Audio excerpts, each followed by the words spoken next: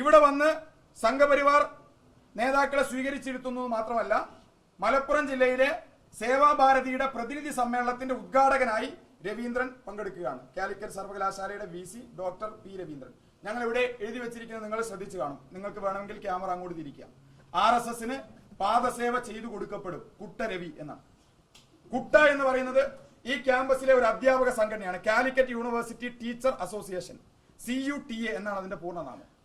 നിരവധി കാലം ഈ CUTA ഭാരവാഹിയായി, കുട്ടയുടെ ഭാരവാഹിയായി പ്രവർത്തിച്ചതുകൊണ്ട് ഈ ക്യാമ്പസിലെ സർവകലാശാല സമൂഹം അദ്ദേഹത്തിന് നൽകിയ പേരാണ് കുട്ടരവി എന്നുള്ളത്. അദ്ദേഹം വളരെ അറിയപ്പെടുന്ന കോൺഗ്രസ്സുകാരനാണ്.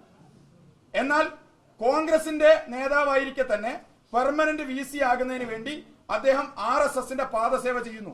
മലപ്പുറം ജില്ലയിലെ സേവാഭാരതിയുടെ പ്രതിനിധി സമ്മേളനത്തിന്റെ ഉദ്ഘാടകനായി അദ്ദേഹം പങ്കെടുക്കുന്നു. RSSന്റെ വക്താവായി മാറുന്നു.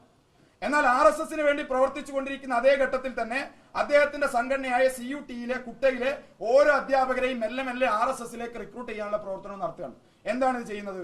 ആരിഫ് മുഹമ്മദ് ഖാനും അതിനുശേഷം വന്ന ആർലേക്കറും അടക്കമുള്ള ഗവർണർമാർ, UGC, കേന്ദ്ര വിദ്യാഭ്യാസ മന്ത്രാലയം അടക്കമുള്ള സംവിധാനങ്ങളെ ഉപയോഗപ്പെടുത്തി പിൻവാതിലൂടെ നടത്തുന്ന നിയമനങ്ങളിൽ സ്ഥാനങ്ങൾ ലഭിക്കാൻ, പെർമനന്റ് VC ആകാൻ RSSന് വേണ്ടി വിടുപണി ചെയ്യുന്ന നിലയിലേക്ക് VC മാറുന്നു. അതാണ് ഞങ്ങൾ ഉന്നയിക്കുന്ന ഒരു പ്രശ്നം.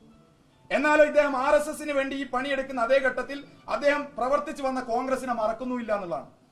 ഇപ്പൊ ഇവിടെ സ്റ്റാഫിന്റെ നിയമനം നടത്തിയപ്പോൾ കോൺഗ്രസ് ഉണ്ട്, ലീഗ് ഉണ്ട്, BJP ഉണ്ട്.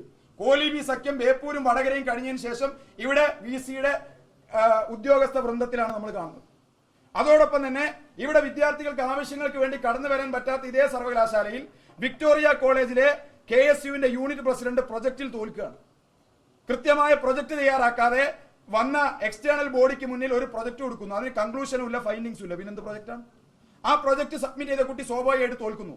നമ്മുടെ സർവകലാശാലയുടെ ചട്ടപ്രകാരം അങ്ങനെ തോറ്റ കുട്ടിക്ക് റീവാലുവേഷൻ നടത്താനുള്ള പ്രൊവിഷൻ ഇല്ല. പിറ്റേ വർഷം വീണ്ടും പ്രൊജക്ട് വെക്കണം.